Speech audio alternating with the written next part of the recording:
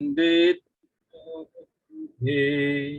ध्रुव मचल मणुवं गदिं पाते वो छामि समय पाहुडु मेणमो सुद केवली भणिदम। सर्व विशुद्ध ज्ञान अधिकार, यहाँ से अपनी बात शुरू होगी। 9 अधिकार हो गए, अंतिम 10वां अधिकार है सर्व विशुद्ध ज्ञान अधिकार। और इस सर्व विशुद्ध ज्ञान अधिकार में जैसे कि आज अपन शुरू करेंगे, 9 अधिकार हो गए, तो आपको ये तो पता ही है कि हर अधिकार के प्रारंभ में एक मंगलाचरण होता है। उस मंगलाचरण में हम जो है किसे नमस्कार करते हैं? ज्ञान ज्योति को नमस्कार करते हैं। लेकिन अभी ये जो लास्ट अधिकार है, यहाँ पर ज्ञान ज्योति को नमस्कार न करके जो ज्ञान स्वभावी आत्मा है उसे ही नमस्कार करते, ऐसा है। अभी ये जो है पूर्णता की ओर जा रही ना बात, इसलिए यहाँ पर अब उस ज्ञान ज्योति कहें या ज्ञान स्वभावी आत्मा कहें, बात वही है। तो यहाँ ज्ञान स्वभावी आत्मा को ही, संपूर्ण आत्मा को ही नमस्कार कर दिया। पहले तो वो ज्योति थी है, लेकिन अब वो ज्योति नहीं, अब वो पूरा का पूरा सूरज है, सूर्य है। तो कह रहे कि ज्ञान रूपी सूरज, उसी को नमस्कार कर दिया। क्योंकि अब हमें ज्योति थोड़ी बने रहना है, हमें पूर्ण हो जाना है, पूर्ण ज्ञान स्वभावी बन जाना है। इसलिए यहाँ पर पूर्ण ज्ञान दिवाकर को ही नमस्कार कर दिया। अभी तक के जितने अधिकार हमने पढ़े, 9 अधिकार, उनमें शुरू में सबसे पहले पूर्व रंग था, अद्भुत था, गजब का था, सारा बल सारा सार जो है उन गाथाओं में आ गया।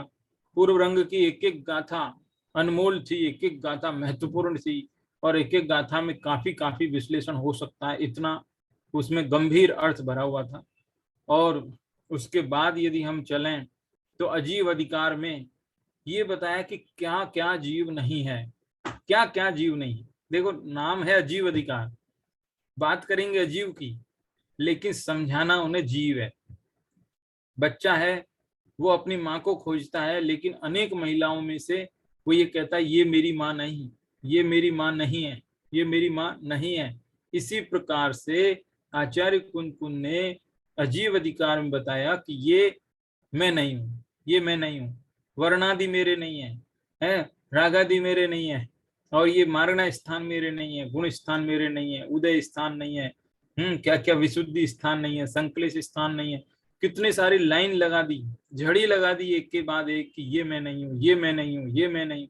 इसका मतलब मेरा स्वरूप इन सबसे बिल्कुल भिन्न है, ऐसा भेद ज्ञान कराया।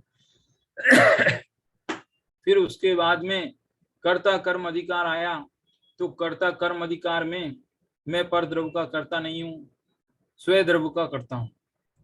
लेकिन फिर आगे कहा कि नहीं, स्वय द्रव्य का भी करता नहीं हूँ। स्वय द्रव्य में भी क्या करना है, होना स्वयं में भी है। तो मैं देखा जाए तो पर द्रव्य का भी करता, स्वय द्रव्य का भी कहा हूँ। स्वय द्रव्य में भी जो कार्य होता है वो स्वयं में भी होता है, तो स्वय द्रव्य का भी करता नहीं हूँ देखा जाए तो। यानी कर्तृत्व का जो भार है वो पूरी तरह से खत्म करना था। हालांकि इस स्वर विशुद्ध ज्ञान अधिकार में भी उसी प्रकार की बातें आएंगी, वैसी वैसी लगभग है। आत्मा को अकर्ता अभोक्ता बताने की बात है इस अधिकार में भी। तो पुण्य पाप अधिकार में पुण्य पाप के भावों से आत्मा को भिन्न बताया। फिर आश्रव अधिकार आया, आश्रव से भिन्न बताया। संवर से भी लगभग संवर अधिकार तक भेद ज्ञान कराया, भेद ज्ञान पर द्रव्य के साथ एकत्व, ममत्व, कर्तृत्व और भोक्तृत्व, इन चारों प्रकार की बुद्धियों को तोड़ा गया, नष्ट किया गया संवर अधिकार तक। उसके बाद जो है आया कौन सा, निर्जरा अधिकार। निर्जरा अधिकार में बताया कि जिससे भेद ज्ञान हो चुका है, जो सम्यक दृष्टि हो चुका है, उससे कुछ फर्क नहीं पड़ता। पर पदार्थ उसके संयोग में बने रहें, पर पदार्थों का भोग भी सामने होता दिखता रहे, तो भी उससे उसको फर्क नहीं पड़ता है। और उसके उन भोग की वजह से होने वाला जो बंध है वो तो होता ही नहीं, अपितु निर्जरा होती रहती है। ये बात निर्जरा अधिकार में बताए। उसके बाद बंध अधिकार आया। तो बंध अधिकार में कहा कि बंध का असली कारण क्या है। है। उपदेश की भाषा होती है कि तुम जीवों को मत मारो नहीं तो बंद होगा। वो कह रहे रे मारना है कहाँ हाथ में हमारे मारने से बंद नहीं होता, बचाने से बंद नहीं होता। बंद किससे होता है कि बंद तो राग आदि से, मारने बचाने के भावों से होता है। मारना बचाना नहीं, मारने बचाने के भाव से, राग आदि से, उससे। यानी बंद के मूल कारण क्या है इसकी चर्चा हुई। फिर जो आपको मालूम है 5 कारण बताए थे वहां पर, फिर उनमें से 4 रिजेक्ट किए थे। लोक में कार्मण वर्गणा है इसलिए बनते हैं, फिर नहीं नहीं ऐसी कोई बात नहीं है, आलोक में जाके थोड़ी रहेंगे। तो ऐसे करके वहां काफी डिटेल में हो चुकी वो बात। इसलिए तो बंद अधिकार में बंद के कारण, असली कारण, बंद का असली कारण, और मोक्ष अधिकार में मोक्ष का उपाय, मोक्ष का असली उपाय। मोक्ष का उपाय बताया कि जैसे कोई व्यक्ति बंधा हुआ है रस्सियों से, यो नर को पर्यो दृढ़ बंधन, बंध स्वरूप लखे दुखकारी, चिंत करे नित केम कटे ये, तो छिदे नहीं नेक टिकारी, छेदन कू गही आयुध धाय चलाय निसंक करे दुयधारी, यो बुध बुद्धि दसाय दुधा करी, कर्म रुआतम आप गहारी। ये बात कही। यानी कि मोक्ष का असली उपाय ये है कि जिस बंधन में तुम बंधे हो, कौन से बंधन में? कर्म बंधन में। उस कर्म बंधन का पूरा चिंतन करते रहोगे, है। पूरे शास्त्र में ये पढ़ लोगे कि ये कर्म 8 प्रकार के हैं जिनसे मैं बंधा हूं, उनके उपभेद इतने हैं, ऐसे ऐसे बनते हैं बंधन के ये कारण हैं। कर्मों की 10 अवस्थाएं होती है, प्रकृति बंध वगैरह 4 बंध के भेद हैं, ये हैं वो है, सब पढ़ लिया। लेकिन कोरा पढ़ लेने मात्र से, केवल उनके बारे में सोचने मात्र से, विकल्प हैं ये तो, इनसे कुछ भी नहीं होगा। यदि तुम्हें उन बंधनों से छूटना है तो उन बंधनों को काटना पड़ेगा। काटने के लिए साधन आपका प्रज्ञा छेनी है, ज्ञान की कुरात है, क्या करवत, ज्ञान की औजार टूल, उससे ही इसको काटना पड़ेगा। और वो ज्ञान जिस दिन सम्यक होगा तब मैं काटूंगा, इस सोच में मत बैठे रहना। तब तो काटने की जरूरत ही क्या है, अभी तो जरूरत है, क्योंकि अभी मिथ्यात्व है। तो कह रहे जो वर्तमान का हमारा मिथ्या ज्ञान है, देखो बहुत गजब की यहाँ पर बहुत बैलेंस रखने वाली बात है। ज्ञान हमारा भले ही मिथ्या कहलाने में आ रहा है, लेकिन इस मिथ्या ज्ञान में ये जिन शास्त्र जो हम पढ़ रहे हैं और जिन शास्त्रों की जो बातें हमारे को पढ़ने में आ रही है, वे बातें तो सम्यक है। समझ में आई बात? ज्ञान मिथ्या है, लेकिन ये जो बातें जिनेन्द्र देव की देव शास्त्र गुरु से जो आई है वो बातें सम्यक है। इस बातों का सम्यक, ये बातों की सम्यकता का जो आधार है वो देव शास्त्र गुरु है, मेरा ज्ञान नहीं है ना। इसलिए इस तत्व चिंतन के बल पर हम जो है उन बंधन को काट सकते हैं, ऐसा आया था मोक्ष अधिकार में। यहां तक के अधिकार, 9 अधिकार, ये तो सब स्वांग थे, आपको पता ही है। समय सार कैसा है, नाटक की शैली में रखा, रंगमंच पर बंद आया, फिर वो निकल गया, फिर जो है मोक्ष आया, फिर वो निकल गया। ऐसे ऐसे कहते हैं ना, हर अधिकार के शुरू में कहते हैं वो आ गया, अधिकार के अंत में कहते हैं वो निकल गया। तो अभी तक सारे निकल गए, क्योंकि वो सर्वदा नहीं रहते। मोक्ष है वो ठीक है बाद में रहेगा, लेकिन अभी कहाँ है। ये सब स्वांग है, अस्थायी है। लेकिन अब जिसकी बात कर रहे हैं वो स्वांग नहीं है। गजब बात, वो स्वांग नहीं है, वो सदा रहने वाला है। तो ऐसा आत्मा का जो सर्व शुद्ध ज्ञान है वो निगोद से लेकर सिद्ध दशा तक सभी जगह, हर जगह, चारों गतियों में कहीं भी जाए, वो ज्ञान स्वभावी आत्मा तो रहेगा ही रहेगा। जानना, देखना, अरे छोटे से छोटे पशु के अंदर भी इतनी बुद्धि है कि मुझे सुख चाहिए है, वो खाने की तरफ जाता है। तो इसका मतलब उसके अंदर ज्ञान है, तभी तो। बस ज्ञान अभी पूर्ण विकसित नहीं है, इसलिए पर पदार्थों में सुख खोजता है, लेकिन बाकी ज्ञान तो है ना। तो उसी सर्वशुद्ध ज्ञान अधिकार की ही बात है। इस अधिकार में और पिछले 9 अधिकारों में थोड़ा सा 1-2 बातों का थोड़ा सा डिफरेंस आया, हल्का सा। एक डिफरेंस तो ये आया कि अभी तक की सारी चीजें स्वांग थी, बदल जाती थी, निकल जाती थी। अब जो आया है वो निकलने वाला तत्व नहीं है, वो तो एकदम परमानेंट तत्व है। एक तो ये अंतर। दूसरा अंतर यह है कि अभी तक के 9 अधिकारों में जो भी मंगलाचरण होता था उसमें ज्ञान ज्योति को नमस्कार करते थे, लेकिन अब उस ज्ञान ज्योति की जगह पूरा का पूरा ज्ञान सूर्य जो हमारा आत्मा है उससे ही नमस्कार कर दिया। ये है। इसके अलावा एक और खास बात, थोड़ा सा खास तो क्या मतलब नॉर्मल बात, एक बात ये भी है कि देखा जाए तो कभी कभी ऐसा लगता है कि आचार्य कुंत ने ये गाथाएं कोई सोच समझ के प्लानिंग करके कि मुझे ऐसा कोई ग्रंथ बनाना है तो मैं एकदम सिस्टमेटिक लिखूं, कोई सीरियल नंबर डाला हो, ऐसा कुछ नहीं लगता। वे तो सिर्फ लिखते गए, जिनमें से कई गाथाएं तो हो सकता है उड़ गई हों हवा के झोंके से, कई गाथाएं खो गई होंगी, कौन संभाले? वो तो आत्म ध्यान नहीं करेंगे क्या कि उनको संभालते बैठे? जंगल में लिखते थे, ताड़पत्रों पर लिखते थे, वो ताड़पत्र कहाँ गया, कितने बचे, कितने खोए, कुछ पता नहीं। तो उनमें से हो सकता है बहुत गाथाएं खो भी गई होंगी, कुछ न भी खोई हो, जैसा भी है, लेकिन गाथाओं का जो क्रम विभाजन है, अध्यायों का विभाजन है, ये सब तो बाद में टीकाकारों ने किए। तो लगभग पूरी गाथाएं उन्होंने पिछले अधिकारों में तो काफी कुछ कर ही दिया, लेकिन कुछ गाथाएं इसके बाद भी और बच रही हैं। तो अब उन्होंने उन सब गाथाओं को इस अंतिम अधिकार में, सर्वश्रुत ज्ञान अधिकार में रख दिया, ऐसा भी अनुमान लगाया जाता है। तो कुछ गाथाएं जो इन पूरे 9 मोक्ष से संबंधित नहीं हो पा रही थी, या बंध से संबंधित नहीं हो पा रही, या निर्जरा से या संवर से, तो उन सब गाथाओं को जो बचने के बाद सबसे अंत में जो है सर्वशुद्ध ज्ञान अधिकार में रखा। हालांकि ऐसी कोई बात नहीं, सर्वशुद्ध ज्ञान में भी ऐसी गाथाएं हैं जो आत्मा के शुद्ध बुद्ध स्वभाव को बताती है, आत्मा के अकर्ता स्वभाव को बताती है। ऐसी गाथाओं को उन्होंने अंत में इसमें रखा। 108 गाथाएं रखी। लेकिन आपको पता है कि 2 टीकाकार हमारे मुख्य रूप से हैं, पहले तो अमृतचंद्र और दूसरे जयसेन। अमृतचंद्र जी जो बात कह देते थे, जयसेन जी उसका विरोध नहीं करते थे, बहुत शांति से उसको विनय पूर्वक जो है स्वीकार करते थे, और फिर बाद में यदि उनको कुछ अपना भी कोई खास कहना होता था तो उससे भी बाद में वो ऐड कर देते थे कि नहीं ऐसा भी हो सकता। तो इस तरह से यहाँ पर 307 गाथाएं हो गई ना अपनी, 307 गाथाएं।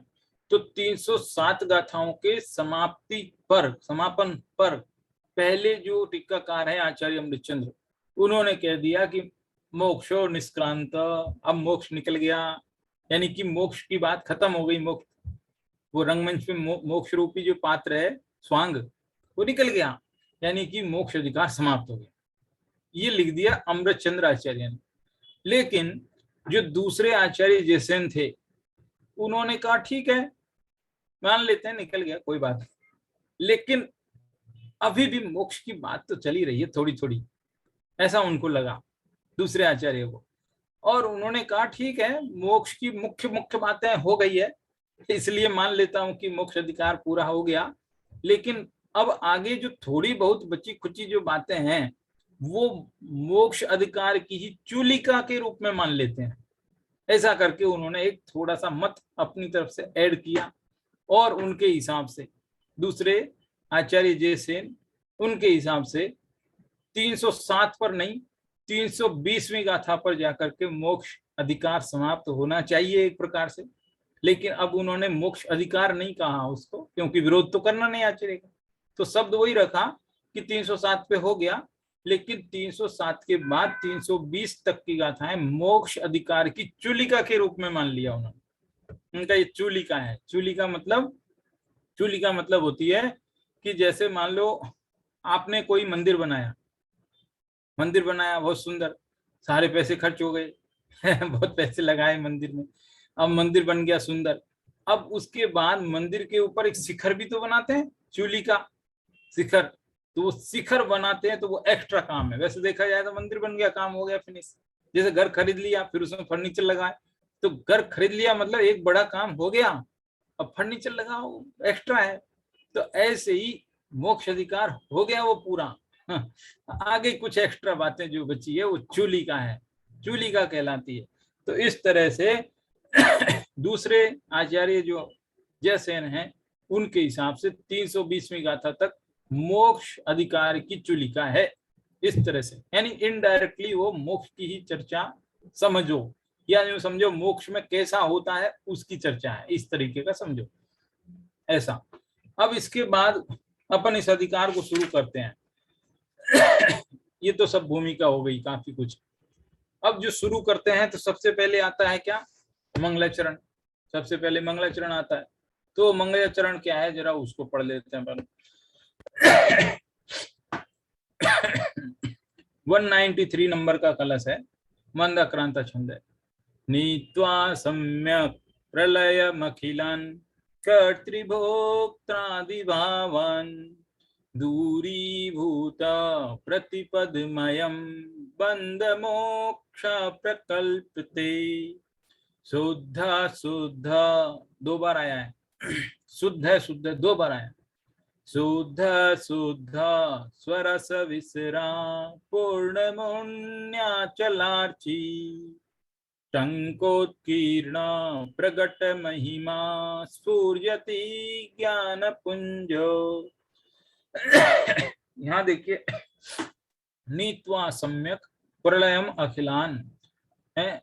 अखिल यानी सभी, क्या सभी, क्या कि कर्तृभोक्तृ भावान, कि कर्तापने के और भोक्तापने के जितने भी भाव हैं उन सभी का प्रलयम, प्रलय करके दूरीभूत प्रतिपदमयम बंध मोक्ष, और बंध और मोक्ष के भावों से भी दूर हो गए। मोक्ष, अच्छा चलो बंध से तो दूर हो गए, मोक्ष से भी दूर हो गए कि हाँ मोक्ष स्वांग है ना, इसलिए। अच्छा स्वांग है तो अच्छा है ना, अच्छा वाला स्वांग है, कम से कम उसको तो रख लेते कि नहीं नहीं वो अच्छा है ठीक है, लेकिन वो पर्याय है। मोक्ष भी एक पर्याय है, और पर्याय पर दृष्टि रखने से हमारी दृष्टि चंचल हो जाती है, विकल्पात्मक हो जाती है, और फिर वो ध्रुव पर टिकती नहीं। और ध्रुव पर नहीं टिकेगी तो फिर मुश्किल है। तो इसलिए उन्होंने जो है कहा बंध मोक्ष के भावों को भी जो दूर कर दिए हैं, और शुद्ध है, शुद्ध शुद्ध और शुद्ध दो बार कहा। पहले शुद्ध का मतलब है द्रव कर्मों से रहित, दूसरा शुद्ध का अर्थ है भाव कर्मों से रहित। दो प्रकार की शुद्धि है ना, द्रव्य मोक्ष और भाव मोक्ष, ये समझो ऐसा। तो स्वरस विश्राम, और अपने आत्मरस से ही जो परिपूर्ण है, ऐसा टंकोत्कीर्ण, टंकोत्कीर्ण यानी परमानेंट, टांकी से उकेरे हुए अक्षर पत्थर की शिला के ऊपर। अभी मान लो कागज में कुछ लिखा है किताबों में, तो किताबें तो पानी से भीग सकती है, आग से जल सकती है, नष्ट हो सकती है लिखी हुई बात। लेकिन वही बात यदि किसी शिलालेख पे लिखा दिया जाए, शिलालेख होते हैं ब्राह्मी भाषा में, शिलालेख साहब, हाथी गुम्फा शिलालेख है, बड़े बड़े शिलालेख है, स्वर्णबिल गुलाम है, पहाड़ के ऊपर ही लिखा देते हैं पत्थर पर, तो वो परमानेंट हो जाता है, बरसों बरस चलता है, आंधी आए तूफान आए कुछ भी आए, लेकिन वो मिटते नहीं जल्दी।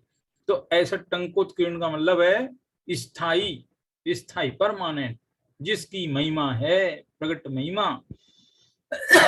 ऐसा ज्ञान पुंज, ज्ञान का पुंज, अब ज्ञान ज्योति नहीं, ज्ञान पुंज, पूरा का पूरा ज्ञान का समूह इस सूर्यति एकदम शोभायमान हो रहा है, गजब का चमचमा रहा है, उसकी सदा जयवंत हो, इस प्रकार का शब्द है ये। इसका हिंदी देखो, जिसने जिसने कर्तिक भोक्तृभाव सब नष्ट कर दिए, जिसने करती भोक्ति भाव सब नष्ट कर दिए, बंध मोक्ष की रचना से जो सदा दूर है अपार महिमा जिसकी टंकित किरण जो, ज्ञान पुंज वह शुद्धात्म शोभायमान है।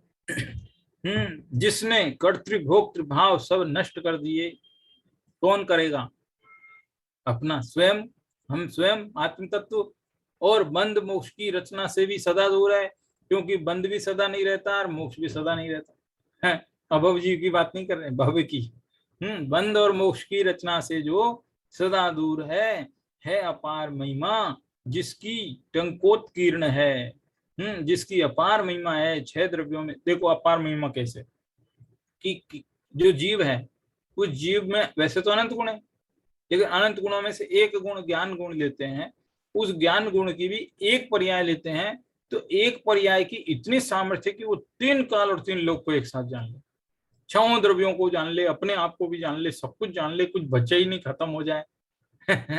तो ऐसी जिसकी महिमा है सोचो आप, और टंकोत्कीर्ण है ऐसा ज्ञान पुंज जो ज्ञान दिवाकर है, सूर्य है, वह शुद्धात्म तत्व शोभायमान है। शोभायमान यानी इनडायरेक्टली नमस्कार ही है वो।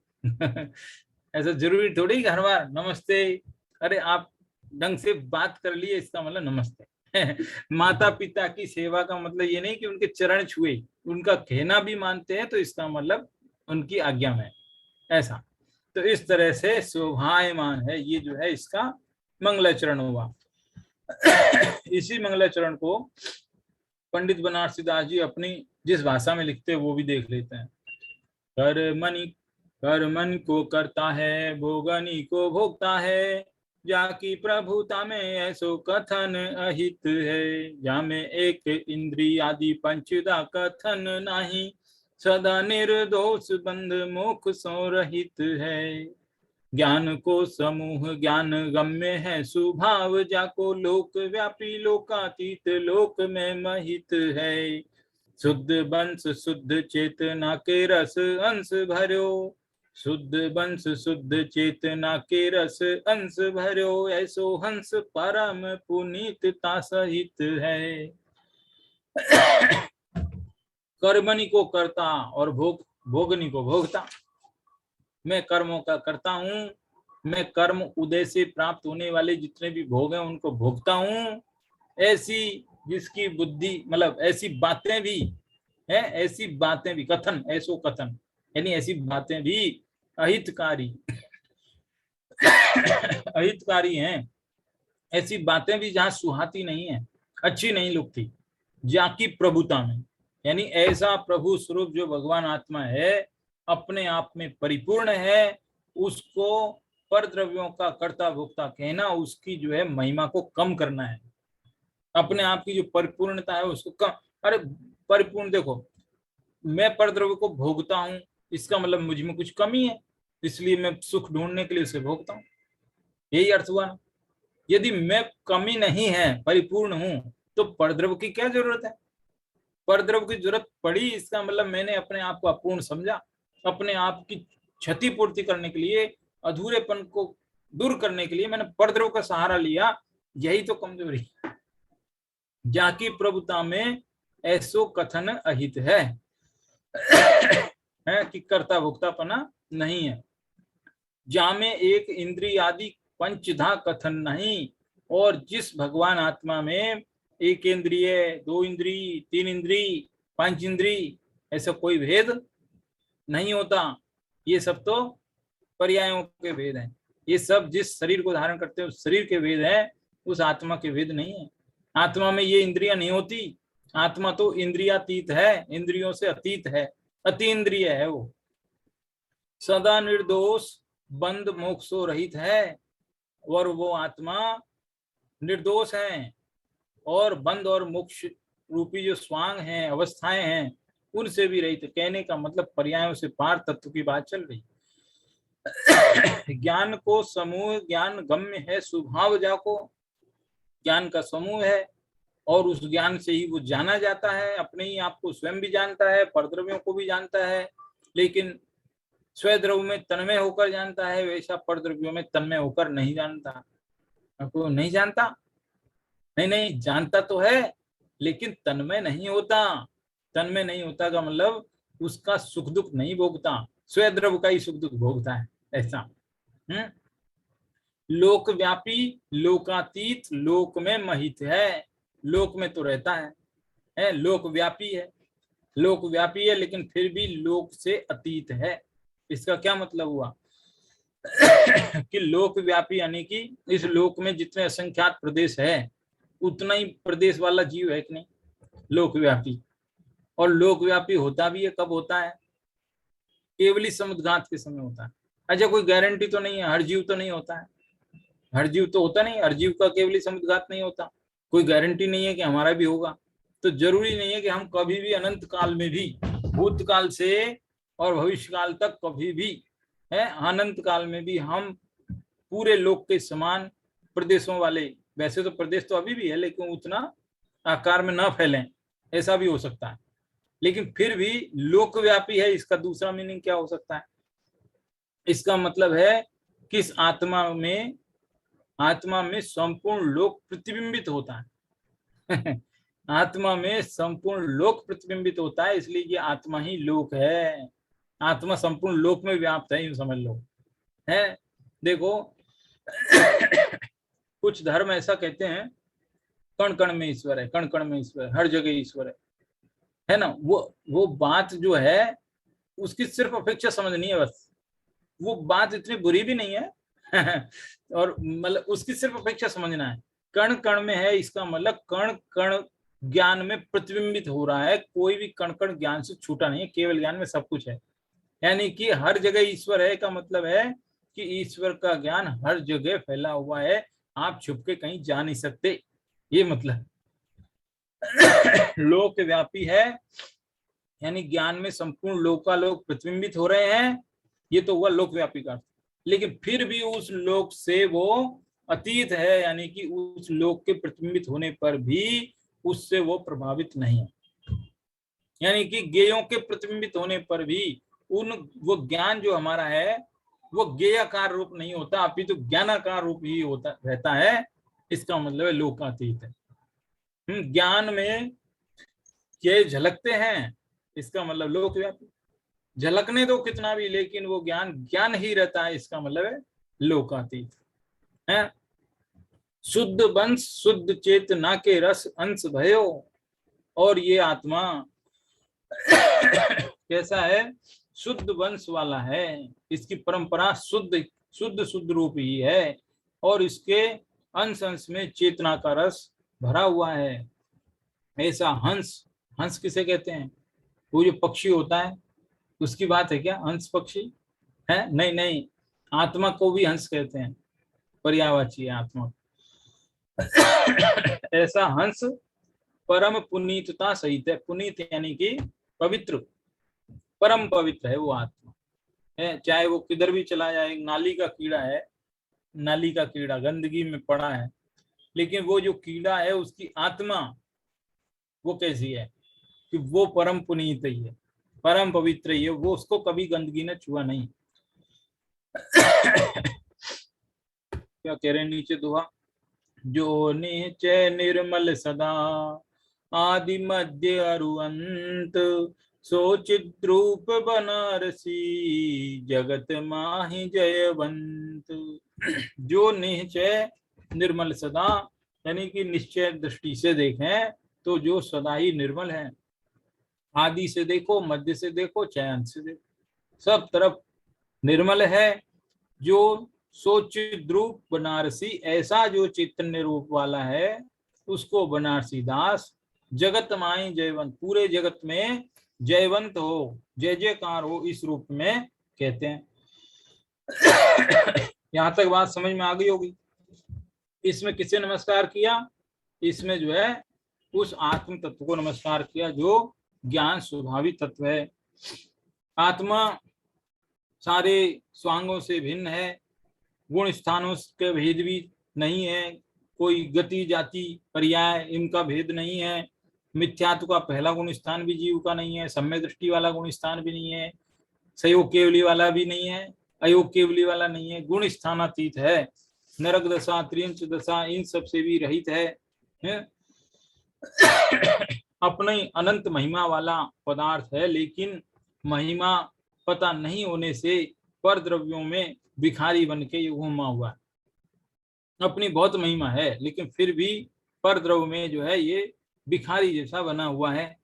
एक कहानी आती है ना, वो कहानी क्या है, बीच में कहानी हो तो थोड़ा ठीक रहता है। तो एक कहानी ऐसी आती है कि एक जो है शेर था जंगल में। शेर को जो शिकारी से डर लगता है। अपन तो सोचते शेर सबसे ज्यादा है, लेकिन शिकारी से वो डरता है। तो कुछ शिकारी जंगल में देखे उसने, तो जंगल में देखे तो झाड़ियों के पीछे छुप गया कि भाई पकड़ना ले जाल, तो छुप गया। और सुनने लगा क्या कह रहे हैं वो। तो वो शिकारी आपस में बात कर रहे थे, भाई देखो अभी तो ये उजाली रातें चल रही, फिर अंधेरी रात भी आएगी, अंधेरी आएगी। और ऐसे जब वो बात कर रहे थे तो उनके चेहरों पर घबराहट दिख रही थी, वो भी घबरा रहे, अंधेरी आएगी, पता नहीं क्या अंधेरी आएगी। एकदम वो कहा, हाँ अंधेरी आएगी, अंधेरी आएगी, मतलब बहुत गंभीर चेहरा, टेंशन की मुद्रा। शेर को लगा अरे मैं तो इनसे डरता हूँ और ये भी जिससे डर रहे हैं, ऐसी कोई अंधेरी मतलब कोई बहुत खतरनाक चीज है वो। वो कोई खतरनाक चीज है भाई, जिससे ये लोग डरे हैं, इसका मतलब वो इनसे भी जब्बर है कोई। ठीक है भाई, अंधेरी आएगी, देखेंगे कौन सी अंधेरी। तो एक अंधेरी रात है, शुक्ल पक्ष कृष्ण पक्ष होता है, कृष्ण पक्ष जो चंद्रमा छुप जाता है, अंधेरी रात। तो उस अंधेरी रात में एक कुम्हार का जो गधा है वो जो है खो गया अंधेरे में, अंधेरे में चला गया कहीं गलत रास्ते, खो गया, खो गया। रात को वो घर नहीं लौटा। तो कुम्हार ने काफी देर वेट किया, और क्योंकि गधे के बिना उसकी रोजी रोटी नहीं चले, क्योंकि उसकी आजीविका का मुख्य साधन वही है गधा। गधे के ऊपर सामान लाना, रेती लाना, और वो सब उसका काम रोज का। तो अब उसने कहा गधा नहीं आएगा तो मैं कल काम पे कैसे जाऊंगा, और मेरा तो बड़ा मुश्किल हो जाएगा, कैसे दाल रोटी चलेगी। तो गधा तो मुझे आज रात को ही ढूंढ के लाना पड़ेगा। और वो अंधेरी रात में, एकदम अंधेरी रात में, बिल्कुल अमावस्या की काली अंधेरी रात, और उसमें वो गधे को ढूंढने के लिए निकला जंगल की ओर, जंगल की ओर निकला। और उसी रात जो है वो शेर जो है उधर ही कहीं घूम रहा था जंगल में, और उसने जो है उस शेर का कान पकड़ लिया। शेर का कान पकड़ लिया कि चल गधे, चल गधे, तू यहाँ बैठा है, मैं तुझे कब से ढूंढ रहा हूँ, बहुत समय हो गया, तू यहाँ बैठा है छिप करके।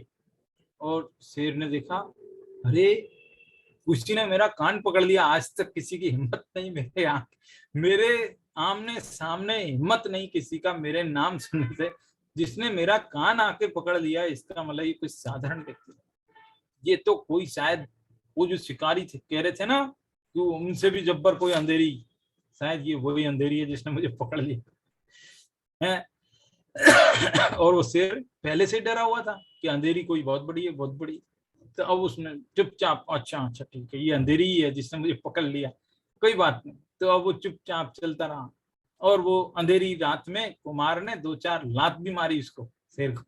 चल, कब से तूने मेरी सब नींद आराम की हुई है, तेरे को कब से ढूंढ रहा हूँ, और तू यहाँ छुप के बैठा है, ऐसे ऐसे करके, और 2-4 गालियां वालियां दी उसको।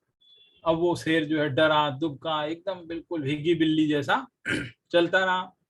घर लाके अंधेरे में, अंधेरा था तो वो उसको दिखा भी नहीं कि मैं किसको ले आया हूँ अंधे की गधे की जगह, और लाके अपने जहाँ गधे को बांधता था उधर बांध दिया। शेर भी चुपचाप बैठा रहा, और वो जाके सो गया। अब सुबह उठ करके जब उसने देखा तो अरे ये क्या हुआ, गधे की जगह मैं किसको ले आया। बड़ा आश्चर्य हुआ। और फिर उसने क्या किया, अरे कोई बात नहीं, गधा नहीं है तो क्या है, जब आ ही गया तो इसी के ऊपर सामान लाद लेते हैं, अपना काम तो पड़ा है पेंडिंग, दूसरे से साई लिया हुआ है, काम करना है भाई, सुबह सुबह मेरे को ड्यूटी के बिना कैसे चलेगा। अब जब शेर आ ही गया घर में, तो गधे की जगह शेर सही काम तो करते हैं। तो अब उस गधे को, शेर को ले चला, इसके ऊपर जो है मिट्टी लाद रहा है, और ये सब सामान नदी पर ले गया, वहां मिट्टी भर रहा है उसके ऊपर, शेर के ऊपर। शेर के ऊपर मिट्टी लाद रहा। कहानी है ये समझाने की दृष्टि से। तो मिट्टी लाद रहा है, और उस सीन को देखा, वो जो दृश्य था, नीचे कुम्हार मिट्टी खोद खोद के गधे के शेर के ऊपर, तो उस सीन को देख रहा था एक दूसरा शेर वहीं जंगल में एक पहाड़ी के ऊपर। और वो पहाड़ी से देखा तो उसने कहा, अरे ये क्या, शेर होकर के ऐसे गधे जैसा काम कर रहा है। और उसको एकदम गुस्सा आया, अरे तो वहीं से जोर से उसने दहाड़ मारी, और उस दहाड़ को सुन करके वहां जो और कोई जानवर थे और कोई गधे थे और वो कुम्हार था, वो सब एकदम भागे, जोरदार भागे, एकदम सांस में सांस नहीं आ रही थी, जोर से चले गए, सब साफ हो गया मैदान। लेकिन वो जो शेर था जिसके ऊपर मिट्टी डाली जा रही थी, वो नहीं डरा, वो चुपचाप खड़ा। क्योंकि उसको डर ही नहीं लगा, क्योंकि वो तो उसको नॉर्मल आवाज थी, सहज स्वाभाविक था, उसके लिए कोई अलग चीज थोड़ी थी, बाकी लोगों के लिए अलग था, इसलिए चले गए। वो तो खड़ा रहा चुपचाप, उसको कुछ फर्क ही नहीं पड़ा। तब वो जो है पहाड़ी से छलांग मारते हुए शेर वहां से आया। उन्होंने कहा, अरे मूर्ख, तू क्या क्या हो गया तेरी बुद्धि को? तू शेर है और तू गधा बन के घूम रहा है, तेरे को क्या होगी? चल मेरे साथ। उसको नदी पे ले गया और नदी की परछाई देख, इसमें पानी में तेरा चेहरा और मेरा चेहरा एक जैसा है कि नहीं, तेरी आवाज और मेरी आवाज एक जैसी है कि नहीं, तो क्या हो गया तुझे? तेरी अनंत शक्ति तू भूल गया, तू गधा बन गया। तब उसको एहसास हुआ, अरे मेरे अंदर तो बड़ी शक्ति है, मैं कहा इन गधों के साथ रह के गधा बन गया।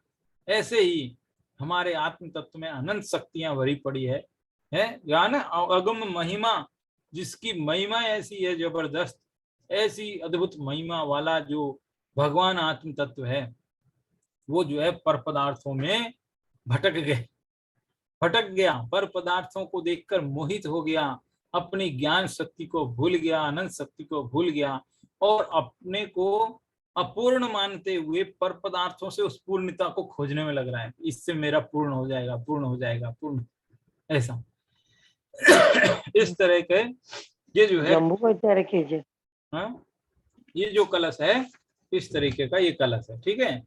इसके बाद में एक छोटा और कलश है, छोटा सा कलश, बहुत ही छोटा सा, तो वो है कर्तृत्वं न स्वभावोस्य चितो वेदी तत्त्ववत् अज्ञानादेव कर्तायं तद्भावाकारका। अनुष्टुप छंद है, बहुत छोटा छंद है, जैसा दोहा होता है उसी तरीके का होता है। तो ये कह रहे हैं कि कर्तृत्वम न स्वभाव अश्य, अश्य माने इस आत्मा का, स्वभाव यानी स्वभाव, कर्तृत्वम न, कर्तापना नहीं है, इस आत्मा का स्वभाव कर्तापना नहीं होता। कैसा होता है फिर? कि चितो वेदितृत्ववत्, कि जो चैतन्य है वो तो वेदन करने वाला है, कर्ता वाला नहीं है, वेदन वाला है। कर्ता वाला नहीं है, भोक्ता वाला नहीं है, वेदन करने वाला यानी ज्ञायक है, जानने वाला है। लेकिन अज्ञानादेव कर्तायम, अयम यानी यह आत्मा अज्ञानादेव यानी अज्ञान से कर्ता अपने आप को मानता आ रहा है थोड़ी, है नहीं लेकिन मानता आ रहा है। ऐसा भी है, स्वद्रव का कर्ता है, ऐसा मानते हैं ना अपन, कई बार कहते हैं स्वद्रव का कर्ता। अरे स्वद्रव का भी कर्ता क्यों दिमाग पे बोझा ओढ़ रहे हो? अपने द्रव की भी पर्याय सहज अपने आप ऑटोमेटिक आएगी ना, तुमको लानी थोड़ी पड़ेगी बुद्धिपूर्वक, सोच सोच के कि अच्छा अब अगली पर्याय ये आनी है, अगली पर्याय वो भी अपने आप ही आनी है। इसलिए देखा जाए तो स्वद्रव का भी कर्ता कहाँ है? स्वद्रव का भी असली कर्ता नहीं है वो, देखा जाए तो, कहने का ये हो ऐसा।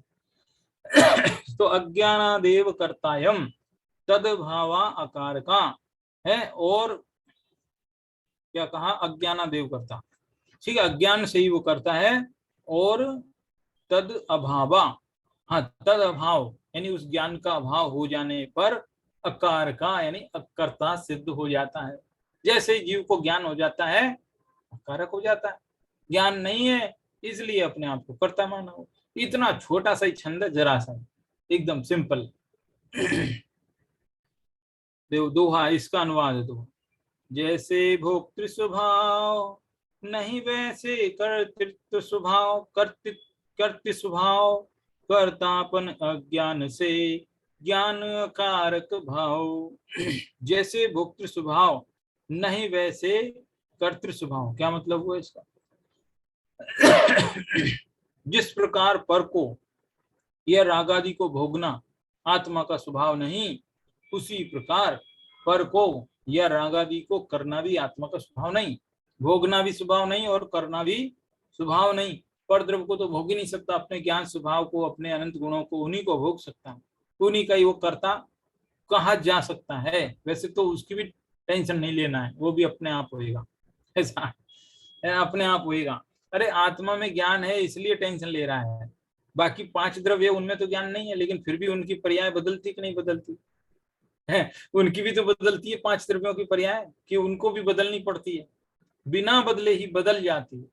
हर द्रव्य के अंदर ऐसी शक्तियां हैं जिससे पर्याय वो खुद अपने आप ऑटोमेटिक शक्तियां बदल लेती है, अपने आप बदलना नहीं पड़ती। इसलिए यदि हम ये सोचते बैठेंगे कि मैं तो स्वद्रव का करता हूं तो उसकी तो जिम्मेदारी लेनी पड़ेगी, अरे उसकी भी नहीं लेनी है जिम्मेदारी, तो बिल्कुल जिम्मेदारी से मुक्त स्वतंत्र, ऐसा जीवदेव का स्वभाव है। सोचो, इस संसार में हम कदम कदम पर सोचते हैं कि हम ऐसा कर लें, ऐसा कर ले, ऐसा कर ले, ऐसा कर ले, और हम करता धरता बने हुए, करता धरता बने हुए पर पदार्थों के, इनके उनके, मेरे बिना तो पत्ता भी नहीं हिलेगा, ये देखो मैं नहीं था तो ऐसा हो गया है, ऐसा ऐसा। लेकिन कभी कभी काम बिगड़ जाता है तो कहते हैं नाच न जाने आंगन टेढ़ा, काम बिगड़ गया तो कहते हैं अरे मेरे को क्या, ये तो परिस्थितियां ऐसी थी, समय ऐसा था, वो ऐसा था, ये निमित्त ऐसा था। तो इस तरह से ये जो है कर्ता तो बनता है, लेकिन जब इसके अनुसार कार्य नहीं होता तो ये निमित्तों पर थोप देता है, परिस्थितियों पर थोप देता है। यानी कि कुल मिलाकर के कभी कभार कोई ऐसा संयोग भी बने कि जब इसको अकर्ता स्वभाव पता चले तो उसको स्वीकार नहीं करता, ऐसी स्थिति है। जो बड़े बड़े अमीर होते हैं पैसे के दम पर अपना कार्य सिद्ध कर लेते हैं, कोई भी काम छोटा मोटा हुआ पैसे से हो जाते हैं, छोटे मोटे काम है, मतलब तो अब उसको लगता है मैं जो चाहता हूँ वो होता है बराबर, क्या दिक्कत है, होता है सब, मैं चाहता हूँ वैसा ही होता है। तो अब उसके बाद समझ में और कठिन हो जाती समझना। जो दुर्भाग्यशाली है, जो अभागा है, बेचारा पुण्यहीन है, उसका काम होता नहीं है, वो सोचता है ये हो जाए, होता नहीं क्योंकि पुण्य नहीं उसके पल्ले में, तो बेचारा का लगता है अरे मेरे अनुसार कुछ नहीं होता, जो होना होता है, तो उसके फिर भी थोड़ी बहुत समझ में जल्दी पड़ती है। तो ऐसे कहते हैं यहाँ। तो ये क्या है, ये छोटा सा कलश क्या बता रहा है, इस अधिकार की विषय वस्तु बता रहा है। पहला कलश देखो, अभी तक दो कलश पढ़े, पहला कलश में तो मंगलाचरण हुआ था और दूसरे कलश में इस सर्वशुद्ध ज्ञान अधिकार की विषय वस्तु क्या है वो बताई गई। ठीक है, इस प्रकार का बनारसी दास जी ने इसका चौपाई में अनुवाद किया, वो देखिए। जीव कर्म करता नहीं ऐसे, रस भोगता स्वभाव न तेसे, मिथ्या मति सो करता होई, गए अज्ञान अकर्ता सोई। वही बात, सेम बात वही है, कुछ रिपीट करने जरूरी नहीं है। जीव कर्म करता नहीं, रस भोगता स्वभाव न करता है, न रस को भोगता है। मिथ्या मति यानी जब तक इसकी मिथ्यात्व दशा है तब तक ये अपने आप को कर्ता मानता है। गए अज्ञान, जैसे ही वो अज्ञान खत्म हुआ अकर्ता सोई, वही आत्मा, वही आत्मा कर्ता हो जाता, सेम बात है, कुछ भी अलग नहीं है।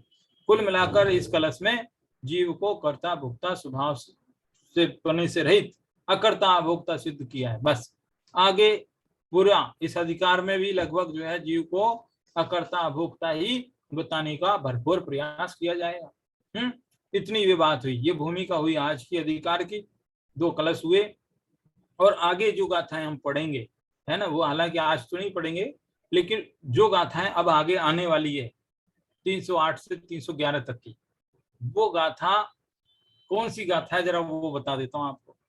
ये गाथाएं कुछ ज्यादा फेमस हुई है, और किस वजह से हुई है, ऐसी कोई खास बहुत ज्यादा गहरी बात नहीं है, जो बात है वो तो अपन ऑलरेडी जानते पढ़ चुके हैं, वैसी बात है। लेकिन इन गाथाओं में ये गाथाएं जो है क्रमबद्ध पर्याय की जनक गाथा, जो क्रमबद्ध पर्याय एक सिद्धांत जो है बहुत बड़ा क्रांतिकारी सिद्धांत, आमूल चूल परिवर्तन करने वाला, समाज में एकदम, समाज को एकदम हिला देने वाला जो क्रमबद्ध पर्याय सिद्धांत, वो कहाँ से उत्पन्न हुआ, उसका मूल सोर्स क्या है, वो मूल सोर्स है 308 से 311 तक की गाथाओं की टीका, गाथा नहीं गाथाओं की भी टीका। इसलिए ये 308 और 311 तक की जो गाथा है, ये क्रमबद्ध पर्याय की उत्पत्ति करने वाली जो गाथा है, इसमें से निकली है वो क्रमबद्ध पर्याय। कैसे निकली, कहाँ से निकली, वो इसकी टीकाओं में है। कई बार ऐसे प्रश्न पूछते कुछ लोग कि ये क्रमबद्ध पर्याय का मूल सोर्स कहाँ है, कहाँ से निकली, किस आगम में, कहाँ है, ऐसा कोई पूछते हैं तो कहते हैं कि ये 308 से 311 तक की गाथा समय सार की उसकी जो टीका है, उस टीका में ये शब्द आया है, क्रम नियमित पर्याय ऐसा आया है, वहां पर वर्डिंग आई है सेम टू सेम। तो इसलिए वहां से ये गुरुदेव कांज स्वामी ने ये क्रमबद्ध पर्याय नाम का सिद्धांत समझाया था। ऐसी यही क्रमबद्ध पर्याय की बात भी इन गाथाओं में इनडायरेक्टली आ गई है। और वैसे तो अकर्ता अभोक्ता स्वभाव की बात चलेगी, उसी को सिद्ध करते करते वो बीच में आ गया सब, तो उसी में से निकल गई वो तो ये जो है यहाँ पर है। बाकी तो छोटे दादा कहते हैं कि अरे समय सार में तो आई है जो आई है, लेकिन ऐसा कौन सा ग्रंथ है मुझे वो बताओ कि जिसमें नहीं आई है। क्योंकि आप तो कोई भी ग्रंथ ले आओ कोई भी ग्रंथ ले आओ, किसी भी अनुयोग का ले आओ, उसके हर पेज पर ही क्रमबद्ध पर्याय में निकाल के दिखा सकता हूँ। यानी क्रमबद्ध पर्याय हर जगह पर इनडायरेक्टली आपको मिलेगी ही मिलेगी। कर्णानुयोग में, चरणानुयोग में, द्रव्यानुयोग में, चारों अनुयोगों में मिलेगी। कैसे मिलेगी वो भी अपन अगले व्याख्यान में समझेंगे। आज के लिए इतनी बात को रखते हैं। धन्यवाद। जय जिनेन्द्र। ठीक है जी।